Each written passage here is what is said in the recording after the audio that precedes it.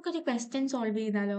Question നോക്കിക്കേ. The percentage of nitrogen in A compound is 46.67% if empirical formula is NO2, nitrogen dioxide. What is the molecular formula? Given mass equal to molar mass equal to 92 gram per mole. അപ്പൊ നമുക്ക് 4 options തന്നിട്ടുണ്ട്.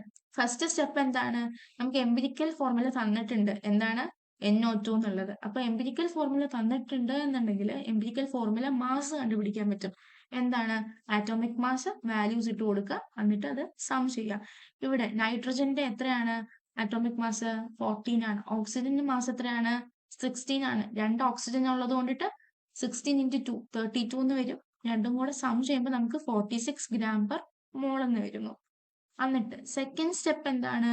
നമുക്ക് empirical formula കിട്ടിയിട്ടുണ്ട്. Empirical formula mass കിട്ടിയിട്ടുണ്ട് എന്നുണ്ടെങ്കിൽ നമുക്ക് molecular formula അല്ലെന്നുണ്ട് N ആണ് കണ്ടുപിടിക്കുന്നത്. നമുക്ക് ഇക്വേഷൻ അറിയാം. Molecular formula is equal to N into empirical formula. അപ്പം N ഈസ് ഈക്വൽ ടു എന്താണ്? സബ്സ്റ്റിറ്റ്യൂട്ട് ചെയ്യുമ്പം molecular formula mass divided by empirical formula. നമുക്ക് ഗീവൺ നമുക്ക് ഓൾറെഡി തന്നിട്ടുണ്ട് 92 gram per mole എന്നുള്ളത്. സോ അത് സബ്സ്റ്റിറ്റ്യൂട്ട് ചെയ്യുക.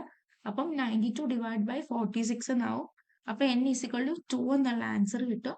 സോ നെക്സ്റ്റ് സ്റ്റെപ്പ് നോക്കുക. അതിനകത്ത് N ഈക്വൽ ടു 2 ആണെന്നുണ്ടെങ്കിൽ നമ്മുടെ ഈ ഇക്വേഷൻ അറിയാലോ. Molecular formula is equal to N into empirical formula. Molecular formula കിട്ടണം എന്നുണ്ടെങ്കിൽ 2 ഇൻറ്റു നമുക്ക് N എത്ര കിട്ടിയിരിക്കുന്നത്? 2 കിട്ടിയിട്ടുണ്ട്. അതേപോലെ എംപിരിക്കൽ ഫോർമുല എന്താണ്? NO2 ആണ്. സോ എന്താണ്? വാല്യൂസ് സബ്സ്റ്റിറ്റ്യൂട്ട് ചെയ്ത് കൊടുക്കുക. N 2 ആവുന്നു. അതേപോലെ ഓക്സിജൻ എത്ര ആവുന്നു? 4 ആവുന്നു. സോ നമ്മുടെ കറക്റ്റ് ഓപ്ഷൻ എന്ന് വെക്കുന്നത് ഓപ്ഷൻ ബി ആണ്. N2O4 ആണ്. ഓക്കെ.